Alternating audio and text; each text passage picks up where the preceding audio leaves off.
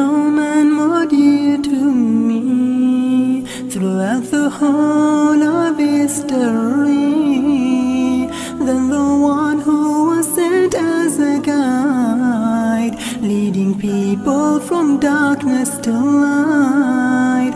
His message was simple and clear, that there is one God whom we must all fear, inviting people towards Allah. His name is Muhammad Mustafa. His name is Muhammad Mustafa. بلغ الأولى بكماله كشف الدجى بجماله حسنت جميع خصاله صلوا عليه وآله. He is the greatest man of all time. He came to teach the whole of mankind that we must worship only one Lord. Besides him there is no other God. Islam is what he came to teach. To every corner of the world did he preach, that we can all come together and pray to the one who provides us each day, to the one who provides us each day. بلغ الأولى بكماله كشف الدجى بجماله حسنت جميع خصاله صلوا عليه وآله. He was a shelter for the orphans and poor. He is my only ticket for the heaven door. He confirmed all that was sent before. First and foremost, it is important for us to understand it within, the context of the time. That in these times, people have set laws in terms of what ages people can marry at and what ages they can't.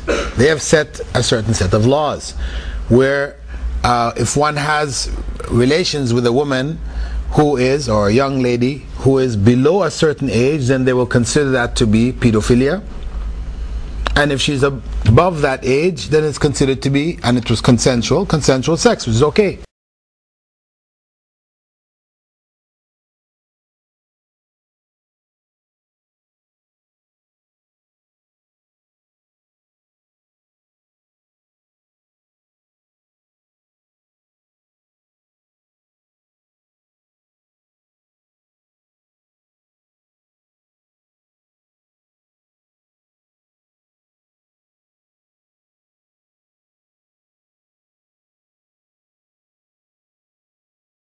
The point is that when you go and look at the numbers across Europe, you will find that it varies from country to country, varying all the way from 12 to 18.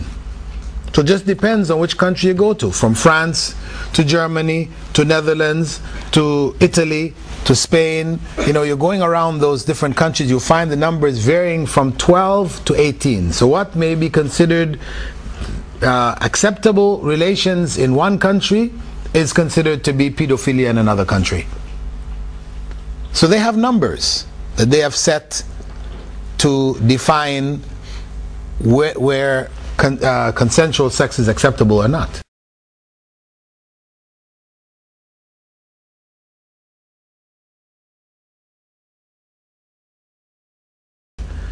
For us in Islam, we have a natural principle, a natural dividing line, which is for a woman to be considered an adult, or that she may be married and have sexual relations, etc. That dividing line is puberty. That is a natural dividing line. Puberty is the body saying that that young lady is now capable of bearing a child. That's what puberty is about for females. Menstruation.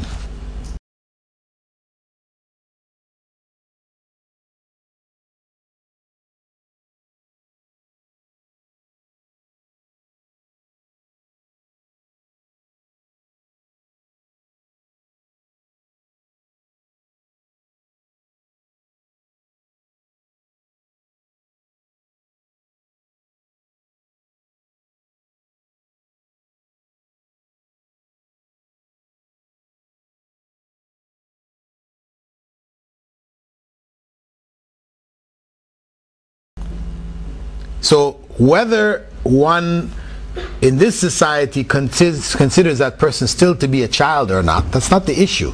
The issue is that biologically she is now an adult capable of bearing child. That is the bottom line. And it's a natural division. And that will take into account variations which exist amongst people, amongst tribes, areas of the world, etc. Because you'll find that number varying. In Arabia, 9 was a common age for puberty.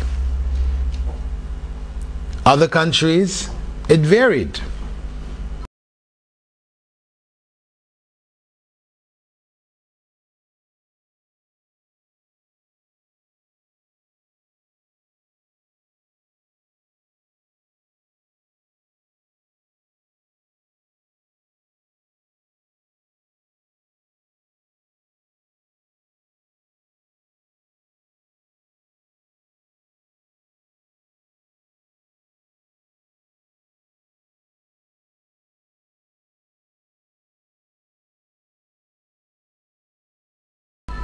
So that was the point. This was the dividing line. When we're talking about pedophilia, what is pedophilia anyway?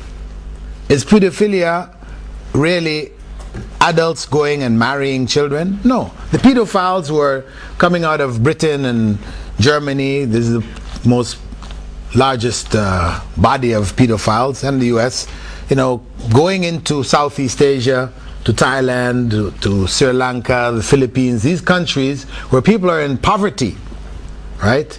And where, you know, young children have sold themselves, sell their bodies to earn money, and where parents will be willing to sell their children for money. These people who go there, are they going there to marry these kids? No. They're going there to abuse them, just to take pleasures and then leave. So it's not about marriage at all. So when we look in terms of the Prophet Muhammad ﷺ situation, this was marriage. I'm sure if you go back in British history 1,400 years ago and look at the marriage customs of that time, it's not going to be any different. So you would end up having to go back and label the British kings as pedophiles and all these other kinds of things too.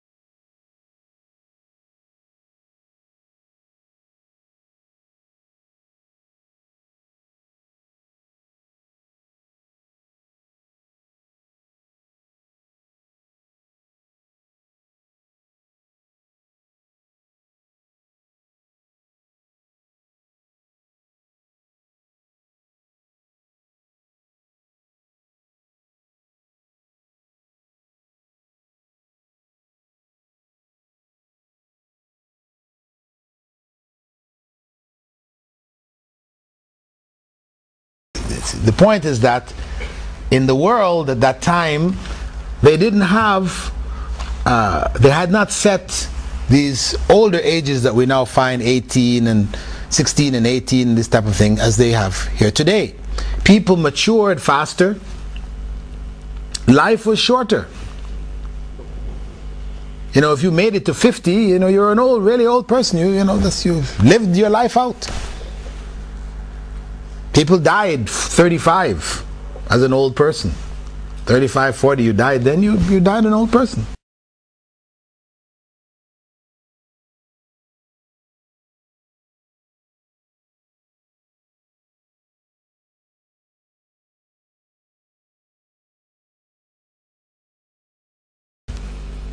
So life was, people developed much faster. As soon as the child reaches a certain age, they were taught the basic things that a person should know: how to run a family, take care of a home, cook, and all the different things that were needed. Children learn that. What we call children today learn that. So where today you can find a woman in her 20s studying in university, she still doesn't know how to cook, she can't iron, you know, she's basically a baby still going to university. I mean, this was something in those days inconceivable.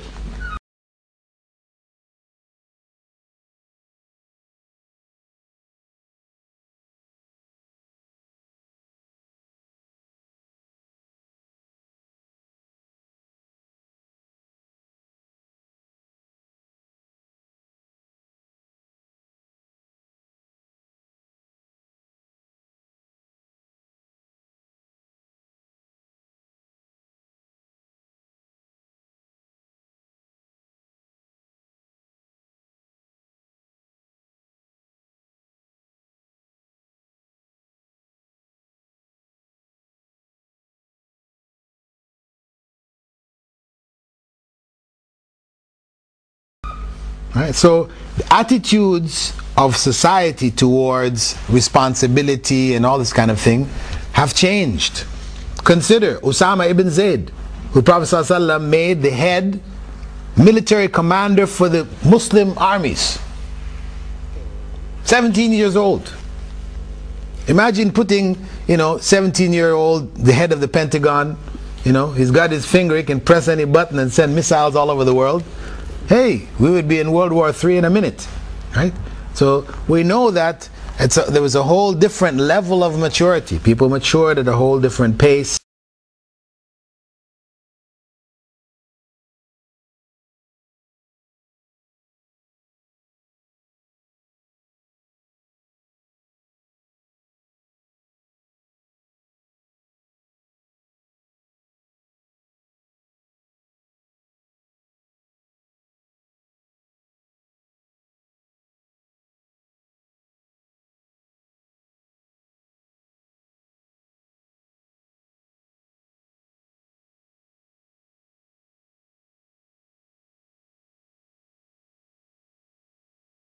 So we always have to look at these things within the context.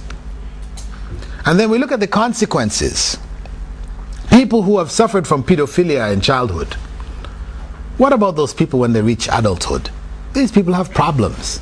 They got psychological problems. They're going to psychiatrists and, they've got all kinds of... Who was Aisha?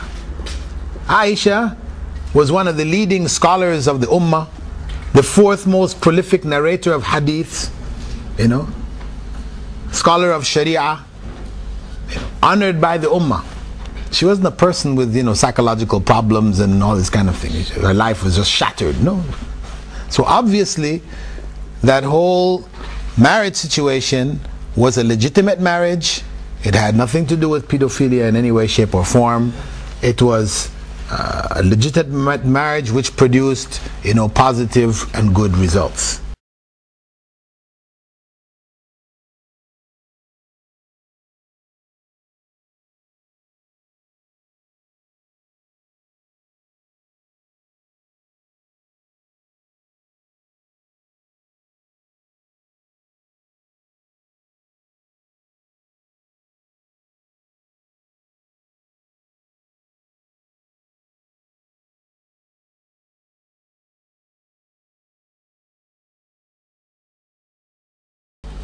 And it was a marriage of that time.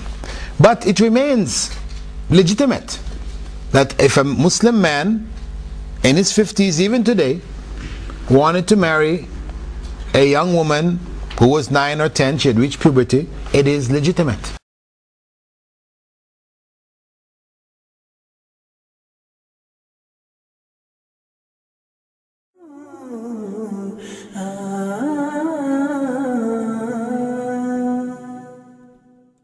There is no man more dear to me throughout the whole of history than the one who was sent as a guide, leading people from darkness to light. His message was simple and clear, that there is one God whom we must all fear, inviting people towards Allah. His name is Muhammad Mustafa. His name is Muhammad Mustafa. بلغ الأولى بكماله، كشف الدجى بجماله، حسنت جميع خصاله، صلوا عليه وآله. He is the greatest man of all time. He came to teach the whole of mankind that we must worship only one Lord. Besides Him there is no other God. Islam is what He came to teach. To every corner of the world did He preach.